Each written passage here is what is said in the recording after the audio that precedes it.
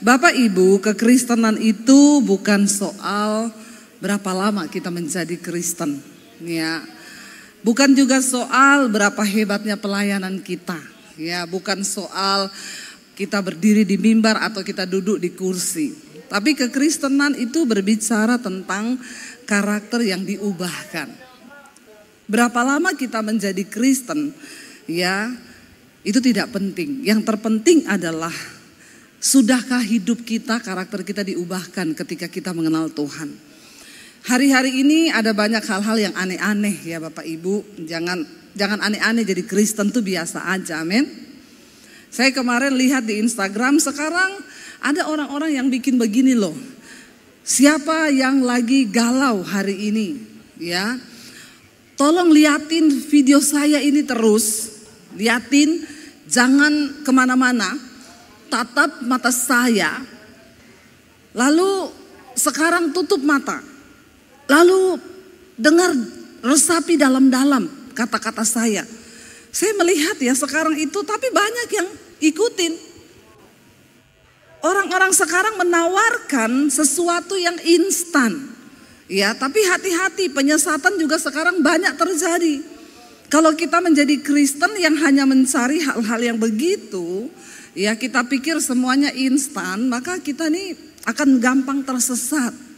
Ya, kekristenan tuh bukan yang aneh-aneh. Ada juga orang-orang yang jadi Kristen, mereka mengaku dipenuhi Roh Kudus, lalu mereka cari-cari setan.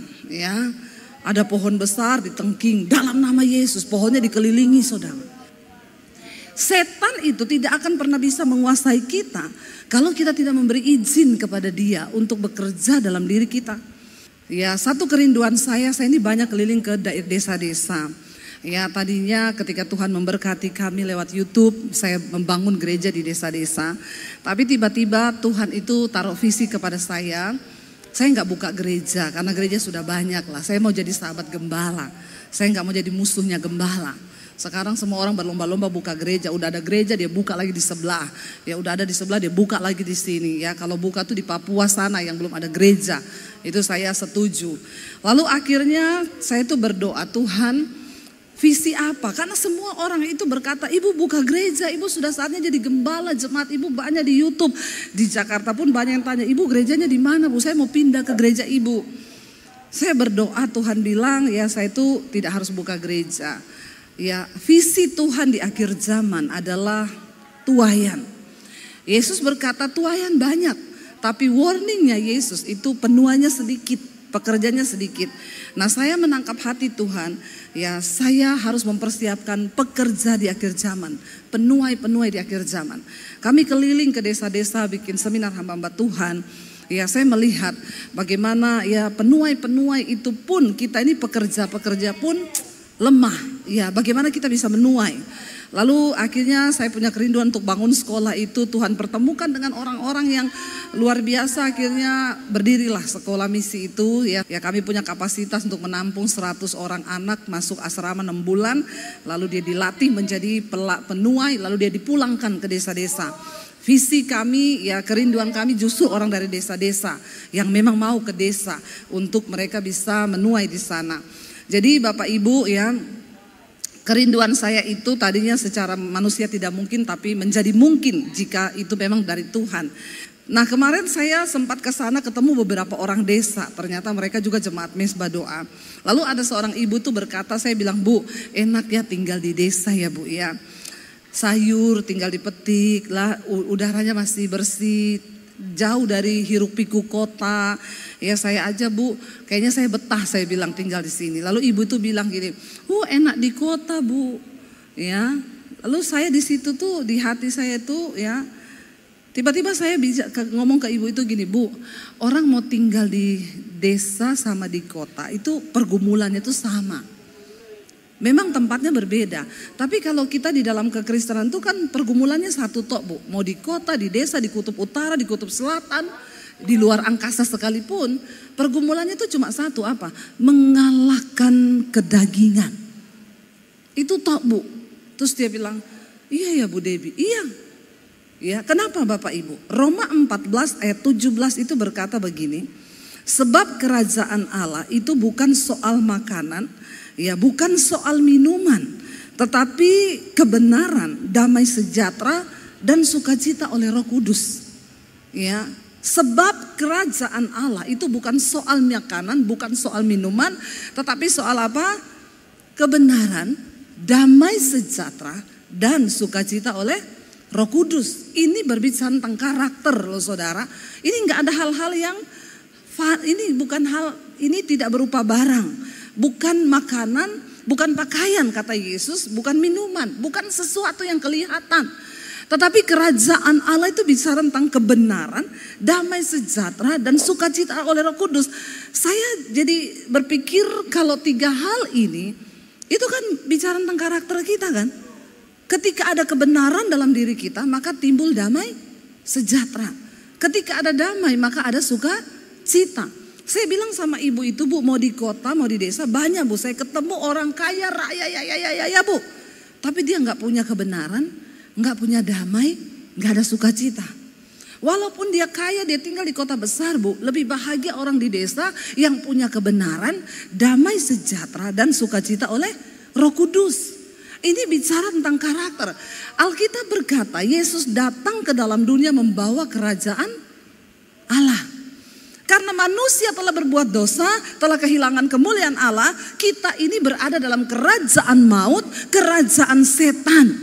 Lalu Yesus datang, Yesus membawa kerajaan Allah. Yohanes Pembaptis berkata, bertobatlah, bertobatlah, persiapkanlah jalan bagi Kristus, persiapkanlah jalan bagi Allah, bertobatlah sebab kerajaan Allah sudah dekat. Siapa yang dimaksud oleh Yohanes yaitu kerajaan Allah itu sendiri, yaitu Yesus. Waktu Yesus datang, dia datang membawa kerajaan Allah. Jadi Bapak Ibu, kita harus mulai belajar hidup di sorga, bukan hanya waktu kita mati. Tapi selama kita ada di dunia ini, inilah tempat kita berlatih untuk kita bisa hidup dalam kerajaan Allah. Apa itu kerajaan Allah? Dikatakan di sini kebenaran, damai sejahtera dan sukacita. Kalau di dalam hidupmu ada tiga hal ini, dalam rumah tanggamu ada tiga hal ini, berarti engkau sudah hidup di sorga sekalipun engkau masih di bumi. Makanya doa Bapa kami Yesus mengajarkan, datanglah kerajaanmu, jadilah kehendakmu di bumi seperti di sorga. Apa itu sorga? Sorga itu kebenaran, damai sejahtera dan sukacita. Bukan kaya loh. Banyak orang kaya gak ada damai, tiap hari marah-marah. Kalau dalam kerajaan Allah itu ada kebenaran, damai sejahtera, sukacita, berarti dalam kerajaan setan sebaliknya. Ada dosa, tidak damai, marah-marah, tidak ada sukacita, galau.com. Jadi mari kita uji sekarang, kita ini menjadi jemaat. Apakah kita sudah hidup dalam kebenaran? Ada damai dalam hidup kita, ada sukacita, berarti imanmu bertumbuh. Kalau engkau menjadi jemaat Kristen walaupun puluhan tahun, tapi engkau tidak hidup dalam kebenaran, rumah tanggamu tidak ada damai. Tiap hari tukaran, kata orang Jawa ya. Tukaran itu apa? Berantem kan, ribut kan, bener kan? Saya nggak salah kan? Lalu tidak ada damai, tidak ada sukacita, berantem, ribut. Saya pastikan Anda masih ada dalam kerajaan setan. Belum dipindah ke dalam kerajaan Allah. Sekalipun engkau Kristen. Hello. Kalau kau dalam rumah tanggamu tidak ada kebenaran dalam hidupmu. Engkau hidup di tidak damai sejahtera. Enggak sukacita. Engkau masih berada di dalam kerajaan setan. Sekalipun engkau Kristen. Sekalipun saya pendeta. Sekalipun saudara majelis. Kalau hidupmu tidak berubah, karaktermu masih dalam dosa, apa saudara? Ya Yesus bilang, kalau ada kebenaran, di situ pasti ada damai. Kenapa? Orang tuh kalau punya kebenaran, dia mau ribut, mau berantem aja enggak dalam nama Yesus. Ngapain ribut ya? Ngapain berantem? Ya udahlah, ya wis ada masalah kecil dihilangkan, masalah besar dikecilkan. Itu orang kalau sadar ada Roh Kudus dalam dirinya. Yang saya bingung, ngaku Kristen, berantem 3 hari 3 malam gak omongan suami istri. Nggak usah angkat tangan. Bertobat. Anda masih hidup dalam kerajaan setan loh. Ketika pertama kali kita ketemu Yesus, Roh Kudus turun dalam hidup kita. Tanda awal orang sudah berjumpa dengan Tuhan Yesus secara pribadi itu apa? Hidupnya diubahkan.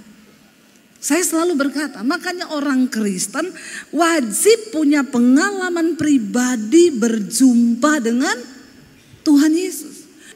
Waktu Roh Kudus turun atas diri seseorang, maka Roh Kudus akan mengubahkan orang itu. Saudara, bukan jaminan orang bahasa roh kenceng. Bukan jaminan, ya. Jangan pakai hebat-hebatan bahasa roh. Yang kayak gitu, maling banyak, penipu banyak, tukang berantem banyak, selingkuh banyak. Bukan karunia yang akan membuat kita masuk dalam kerajaan Allah, tapi karakter yang diubahkan oleh firman Tuhan. Katakan, amin. Ya, jangan cuma sibuk kejar karunia. Saya pernah kan saksikan di khotbah saya. Wah, suami istri di gereja, pengerja, saya datang pelayanan, waktu penyembahan dua-dua, saya bilang kamu tuh pakai bahasa roh waktu berantem aja di rumah, tuh cocok. Mau marah suami, dasar kamu, itu setan lari tuh. Iya, saudara, bahasa roh kenceng di gereja. Begitu selesai saya pulang, suaminya itu ada bekas cakaran di pipi. Saya salaman sama suaminya, dia bilang terima kasih ya Bu Debbie pelayannya. Saya bilang, Pak itu pipi kenapa Pak dicakar istri? Saya nih bercanda ngomong begitu. Tapi itulah Tuhan turut bekerja. Suaminya pegang tangan saya sambil ngomong gini, Ibu tanya aja sama istri saya. Nggak mungkin karena saya lihat mereka bahasa rohnya kenceng. Lalu saya panggil istrinya, Pak jangan ngomong bener loh. Tanya Bu ke istri saya, mana istri Bapak? Itu saya panggil, Bu sini Bu, sini Bu, sini. Datang, Bu. Itu Bapak ada bekas cakaran di mukanya, itu Ibu yang cakar? Jawabannya apa? Dia yang mulai duluan Bu. Astaga, Bapak sama Ibu di rumah berantem cakar-cakaran? Iya dia yang mulai duluan, tanya sama dia kenapa saya cakar. Lihat Bapak Ibu, bahasa rohnya kenceng. Sampai malaikat aja keriting dengernya. Saya mau bilang ya, jangan terjebak di dalam kekristenan yang hari-hari ini banyak yang menyesatkan. Ya, banyak orang yang cuma sibuk tengking pohon. Ya, pergi ke hutan cari setan. Ngapain lu pergi ke hutan cari setan? Itu memang tempatnya setan. Sibuklah tengking diri sendiri. Itu yang benar. Supaya kita diubahkan. Setan dalam diri kita ini banyak. Makanya saya kadang diajak, Bu ayo Bu kita doakan ada setan Bu di situ penunggunya. Bu, saya ini tengking diri saya sendiri aja gak selesai-selesai Bu. Ya, kita tengking diri sendiri nih loh yang tiap hari mau marah, tiap hari mau tersinggung, tiap hari mau hilang damai sejahtera, tiap hari mau gini. Buka Roma pasal 12, Saudara. Roma 12 ayat 1 dan 2, firman Tuhan berkata begini, ini ayat hafalan sebenarnya. Roma 12 ayat yang pertama, karena itu saudara-saudara, baca bersama. Demi kemurahan Allah, aku menasehatkan kamu supaya kamu mempersembahkan tubuhmu sebagai apa? Persembahan yang hidup, yang kudus dan yang berkenan kepada Allah. Itu adalah apa? Ibadahmu yang sejati. Nggak usah neko-neko. Kekristenan itu apa? Mempersembahkan hidup, tubuhmu, tubuh ini loh. Yang hidup, yang kudus, yang berkenan kepada Allah. Makanya jangan engkau persembahkan hidupmu waktu sudah mati di peti. Itu bukan ibadah. Ibadah yang sejati itu apa? Waktu kita hidup ini, tubuh ini kita persembahkan bagi Tuhan. Ini loh Tuhan, tubuhku yang hidup, yang kudus dan berkenan kepada Bapa. Itu ibadah yang sejati. Banyak orang hidupnya itu sembarangan. Ya, dia bersinah, dia selingkuh, dia tipu orang. Waktu mati sama saudaranya ditaruh Alkitab di peti. Terus buat apa? Nggak usah taruh Alkitab di peti. Dengar baik-baik. Orang Kristen itu Alkitab bukan untuk orang mati, untuk orang hidup. Waktu hidup dibaca. Amin. Kalau sudah mati, orang mati mau apa? Sayang itu Alkitab kotor di peti. Kasih orang yang belum mengerti firman supaya dibaca. Kita harus mempersembahkan tubuh yang hidup, yang kudus, yang berkenan kepada Allah. Itu loh ibadah yang sejati. Jadi ibadah yang sejati itu bukan yang neko-neko. Dengar orang Kristen, nggak usah aneh-aneh. Ya, apalagi dengar pengajaran-pengajaran yang menyesatkan, yang tidak ada di dalam firman Tuhan, jangan didengar. Menjadi Kristen yang sejati, mempersembahkan tubuh ini yang hidup. Jangan waktu sudah mati. Waktu sudah mati kau mau didoakan siapapun juga tidak bisa membawa engkau ke sorga. Urusanmu itu dengan Tuhan ketika kita masih hidup. Kita gak pernah tahu kita hidup sampai umur berapa. Kita gak pernah tahu. Selama Tuhan beri kita waktu, ayo kita beri hidup yang terbaik. Kita gak pernah tahu, jangan sombong. Jangan sombong. Ya, sekali Tuhan berhentiin jantung kita, mati kita Bapak Ibu. Gak bisa apa-apa lagi. Saya berkata sama Tuhan, selama saya hidup, saya mau melayani Tuhan. Orang bilang, Bu Debbie itu gak ada capeknya ya. Saya pernah makan pagi di Jakarta, makan siang di Semarang, makan malam di Makassar. Ya, saya pernah makan malam bahkan makan pagi di Jakarta, makan siang di negara mana, makan siang di negara mana. Orang ngomong, ibu gak capek? Selama aku hidup, aku mau persembahkan tubuhku untuk melayani Tuhan. Kenapa? Karena waktu aku sudah mati nanti, aku gak bisa lagi melakukan apa-apa. Bukan soal matinya kapan. Kita mati kapanpun itu keuntungan, asal hidup kita berkenan kepada Tuhan. Masalahnya waktu engkau mati, karaktermu sudah diubahkan apa belum? Jangan engkau bawa kepahitan sampai dalam peti. Jangan engkau bawa persinahan, perselingkuhan sampai dalam peti. Ya, jangan bawa segala dosa ke dalam kematian. Tuhan tidak berkenan pada kematian orang fasik, tapi Dia berkenan pada pertobatannya, itu kata firman Tuhan. Ya, teman saya loh, cuma ngomong sama suaminya di lantai atas di kamar, Pak aku turun sebentar siapin sarapan. Nanti kalau udah selesai tak panggil ya. Iya, suaminya main HP di kamar. Istrinya turun siapin makanan, 30 menit naik suaminya udah meninggal di tempat tidur. Dia ngomong ke saya, Bu Debbie kalau saya tahu dia mau mati hari itu saya enggak masak. Lah masalahnya kan ibu enggak tahu. Kita ini kan enggak ada yang tahu. Saya tanya, enggak ada tanda-tanda Bu? Enggak Bu, sehat suamiku. Tidak divonis dokter. Kalau sudah divonis dokter saya bisa berjaga-jaga Bu. Enggak ada, sehat walafiat, enggak ada apa-apa. Loh seperti biasa kita ngomong ke suami saya, aku tak masak ya. Enggak ada yang tahu kan. Cuma 30 menit siapin sarapan. Mau ngajak suaminya turun sampai di dalam atas kamar, kaget suaminya udah meninggal di tempat tidur. Makanya kalau ada orang datang sama saya, Bu, saya divonis dokter, umur saya tinggal 6 bulan. Saya bilang, puji Tuhan Bu, masih lama. 6 bulan tuh masih lama Bu. Ada orang gak divonis Bu, besok mati. Bapak Ibu, kita gak tahu hidup kita ini sampai berapa lama. Yang kita bawa sama Tuhan tuh bukan karunia, bukan jumlah depositmu, bukan kekayaanmu, tapi karakter yang sudah diubahkan oleh Tuhan. Itu yang akan kita bawa. Hanya orang-orang yang di bumi ini sudah belajar tinggal dalam kebenaran, damai sejahtera, dan sukacita oleh Roh Kudus. Mereka lah yang akan bisa masuk surga. Di bumi ini kita latihan nih. Ya jadi kalau suamimu marah ngomong, gak ada orang marah-marah di surga loh. Lu latihan loh, jangan marah-marah, amin. Orang Semarang ini kalau bilang amin kecil ya. Amin. Gitu yang keras supaya saya juga semangat. Kalau dia marah-marah, istrimu di rumah marah-marah ngomong, gak ada orang masuk surga loh. Ya marah-marah. Yang di surga itu yang hidup dalam kebenaran, damai sejahtera dan sukacita oleh Roh Kudus.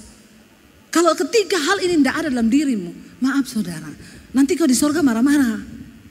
Ya bingung lagi malaikat, nih kok di surga masih marah-marah ya? Ayo kita berlatih yuk. Karakter itu tidak bisa didoakan. Karakter itu bukan ketika engkau suruh pendeta tumpang tangan dalam nama Yesus, berubahlah kau, berubahlah kau. No. Ya, karakter itu kita dapatkan ketika engkau bergaul dengan firman, engkau minta sama Roh Kudus, dan yang terutama engkau bertobat, baru engkau bisa diubahkan. Kenapa? Yesus berkata, bukan orang sehat yang butuh dokter. Yang butuh dokter itu orang sakit. Bagaimana kita bisa diubahkan? Waktu engkau sadari bahwa engkau itu sakit. Kalau kita ini tukang marah-marah, kita akui dong, Tuhan, aku ini tukang marah-marah Tuhan. Ya, tapi ada orang sudah sakit, nggak ngerti kalau sakit, pura-pura sehat, padahal sakit jiwa. Ya, ingat loh Bapak Ibu, Orang yang marah, tersinggung itu sakit jiwa, tapi stadiumnya masih awal. Ya, tapi itu sakit jiwa karena dalam jiwa manusia itu terletak ada pikiran, perasaan dan kehendak. Jadi ketika engkau marah itu jiwamu bermasalah. Makanya pemazmur berkata, "Hai jiwaku, mengapa engkau tertekan dalam diriku? Pujilah Tuhan. Pujilah Tuhan, hai jiwaku." Karakter tidak bisa didoakan. Karakter itu dibentuk dan kita yang harus mau. Dan waktu engkau berdoa, Tuhan, aku ini tukang marah. Aku mau berdoa supaya aku mau bergumul, aku puasa Tuhan mematikan kedaginganku. Aku tidak pengen marah-marah. Maka bersiaplah saudara, engkau akan dipertemukan dengan orang yang bikin engkau marah. Tapi harap tenang, ada ujian. Amin. Waktu kita menang, maka karakter kita diubahkan. Lalu ayat yang kedua dari Roma pasal 12 tadi, ayat yang kedua kita baca. Saya undang para imam musik, kita mau siapkan ya, baca bersama. Janganlah kamu menjadi serupa dengan dunia ini, tetapi berubahlah oleh pembaharuan budimu sehingga kamu dapat membedakan manakah kehendak Allah, apa yang baik, yang berkenan kepada Allah dan yang sempurna. Saudara, saya mau tanya, marah-marah itu kehendak Allah atau bukan? Bukan, tahu kan semua. Saya yakin manusia itu gak perlu diajari terlalu seperti gimana-gimana. Alkitab berkata Tuhan itu bilang begini, aku menaruh hukum-hukumku di dalam hati mereka. Jadi orang itu mau kenal Tuhan mau tidak, sebenarnya dalam hatinya itu ada hukum Tuhan. Waktu engkau selingkuh, engkau tahu itu dosa. Enggak usah engkau tanya sama pendeta, enggak usah. Ada suara hati nuranimu yang akan berbicara. Karena Alkitab berkata roh manusia itu adalah pelita Tuhan. Itu yang akan berbicara. Dia sudah mainkan lagu, berarti saya harus selesai. Dia mengintimidasi saya Bapak Ibu. Secara perlahan. Ya, tapi saya tidak terintimidasi. Ya, jadi Bapak Ibu, ketika kita ini ya marah-marah, kita tahu ini bukan kehendak Allah. Berubahlah oleh pembaharuan budimu supaya engkau bisa membedakan. Waktu engkau berantem dengan istrimu, ayo, aduh, hai jiwaku, jangan sakit jiwa kau, aku mau berubah. Cukup ya, aku tidak mau marah-marah. Ajak istrimu berdoa, ajak suamimu berdoa. Yuk say, kita tidak usah marah ya. Ini kerajaan setan loh lagi ada dalam rumah kita. Ayo kita berdoa yuk, kita gandeng tangan yuk. Kita minta Roh Kudus hadir ubahkan kita. Amin. Bangkit berdiri, kita nyanyi, ku telah mati dan tinggalkan cara hidupku yang lama. Kita mau bilang pada Tuhan, kami mau diubahkan Tuhan. Ku telah mati dan tinggalkan. Kami mau tinggalkan cara hidup yang lama Tuhan. Yes Lord Jesus. Semua sia-sia, semuanya sia-sia dan tak berarti. Hidup ini kami persembahkan Tuhan. Amin. Ku letakkan pada mesra-Mu ya Tuhan. Jadilah padaku seperti yang Kau ingini. Lebih lagi Bapak Ibu, akui di hadapan Tuhan, katakan, ku telah mati dan tinggalkan cara hidupku yang lama. Karena semua itu sia-sia Tuhan. Yes, kami mau kejar perkenanan Tuhan.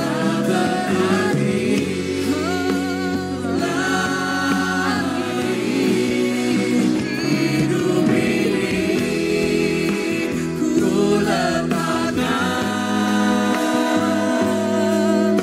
pada mesra-Mu ya Tuhan. Jadilah padaku seperti yang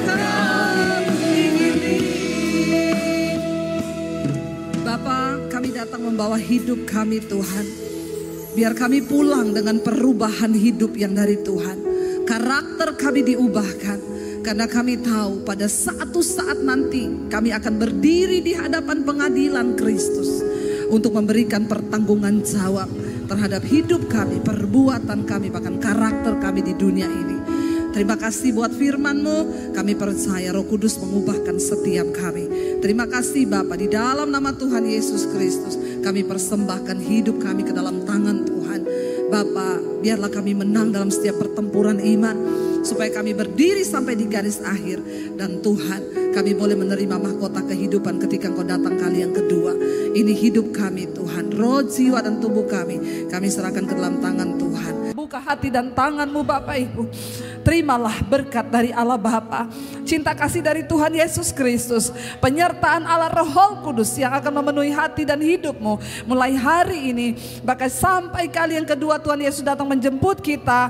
Nama-Mu tercatat di dalam kitab kehidupan. Di dalam nama Tuhan Yesus yang percaya diberkati Tuhan, katakan bersama amin, amin, amin.